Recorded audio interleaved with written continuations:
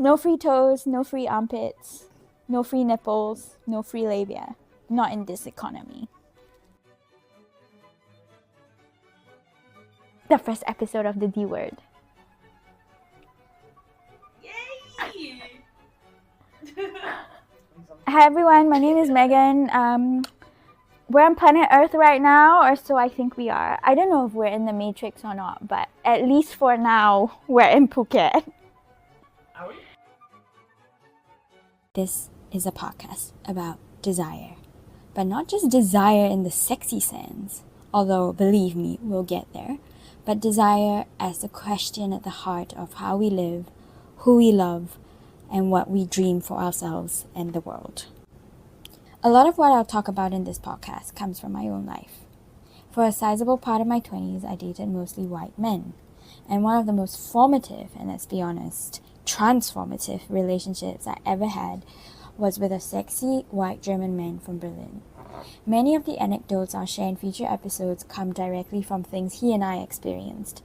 Real conversations, real awkwardness, real microaggressions, and real joy. It wasn't until I was living in Shanghai that I began to realize how problematic my dating history was and how much I needed to decolonize my own tastes. It was also where I started dating outside the white man paradigm, and it forced me to confront some hard truths about my own conditioning. I started to decolonize not just my bookshelf or my politics, but my desire. We're going to be talking about desire, but through the lens of race, colonialism, and the politics of beauty and bodies. And hopefully we'll learn to look at our desires and ourselves with a little more curiosity, a little more honesty, and maybe even a little more love. One conversation at a time. So, buckle up. You're exactly where you need to be. This is the D word. Let's go there.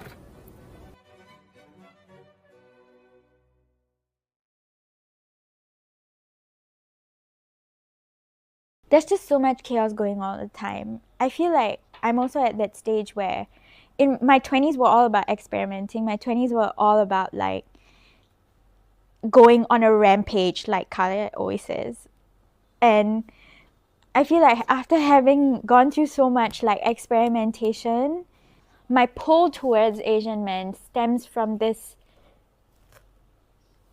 lived experience of not wanting or having to prove anything to anyone, and the familiarity that someone from an Asian culture can bring just feels more peaceful given the current world situation, given all the chaos that is life, especially now with the inflation rates and all the things that make life hard is really making life hard. And I feel like if I was with someone who I just don't have to explain the very big things to, it would already make my life like miles and leaps and bounds easier than if it was some like Scandinavian Icelandic dude that can't even point out where Singapore is on the map or something, you know. And then like me having to go through the A, B, C's to Z's of Asian culture with him, like I'm tired, bro. Like I've been there, I've done that, because I've been on both sides of the coin, right? Like I've done very out of my comfort zone dating, and I've done like comfort zone dating. And I feel like also when we talk about Asian men, there's like Asians are not a monolith. There's like Southeast Asian Asians, there's like East Asian Asians, there's like Central Asian Asians, there's like South Asian Asians. And within South Asian Asians, there's like a huge difference between like Indians and Sri Lankans. Just as like there's a difference between like a Singaporean man and a Thai man. There's gonna be a white man that comes into my life right now, like he better be able to speak some kind of Asian language. And like be able to like sit at a table where everyone shares the same food and is used to like the volume of conversation being very loud and like sharing everything, and yeah, basically having those like very family oriented values. And I don't mean like, oh, I want to have a lot of kids and a big family and he has to be family oriented in that way. No, I mean like someone who's like used to having a big family, like cousins and relatives and like grandparents and people who you know, are used to that kind of communal culture. You kind of go into the area of like How do you get past that white man terrain where they learn an Asian culture because they're super into anime, and like maybe all their ex-girlfriends have only been Asians, and they like love the culture of, like, maybe they really like Japanese anime culture, and that's why like they're really into that, and it like veers into like very fetishizing terrain.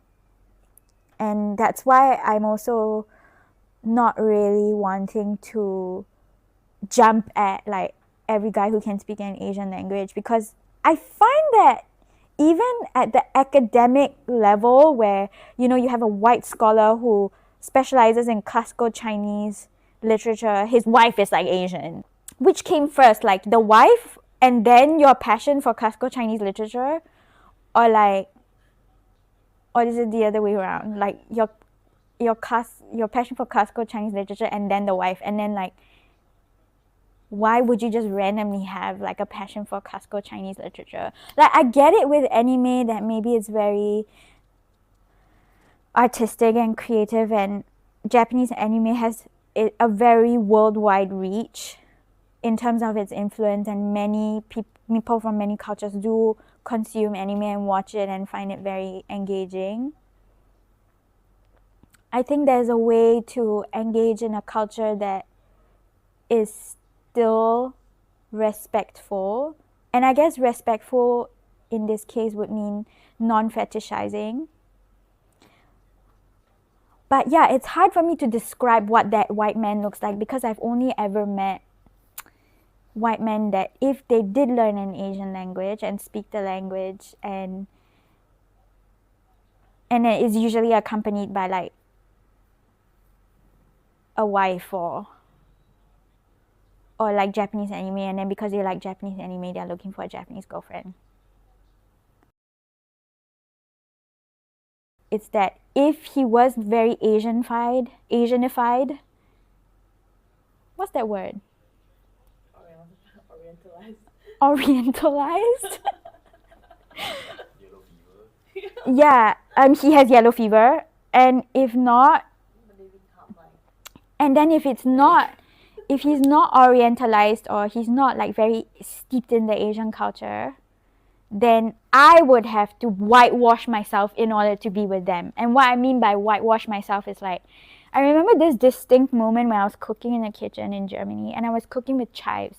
I was trying to make a chives pancake, and I think the family that I was living with had never smelled chive before, or never smelled like Asian chive, which is a very strong scent. It can almost smell like fish actually sometimes. So I remember that when I started making the chive pancakes, like they closed all the doors and they closed all the windows because they thought it was smelly, and that they didn't want the smell to go into their room. And it's little micro, I won't call it a microaggression, but it's like a very small, minute gesture that kind of,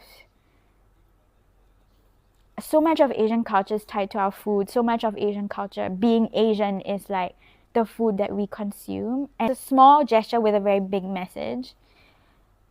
And so it's little things like that where, like when I'm in Germany, I have to feel like I have to cook not smelly foods, which is not even like, oh, durian or like sambal or whatever. It's literally just chive pancake.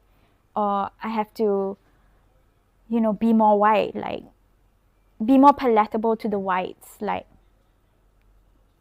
comply to Asian stereotypes, be meek and demure in order to be understandable, and not this like exotic other. Yeah. So it's either I'm a white guy who is steeped into the Asian culture and fetishizing, or I have to whitewash myself in order to, and lose like some color of that Asianness in order to be with them. It's a hard balance. I've not found the middle ground.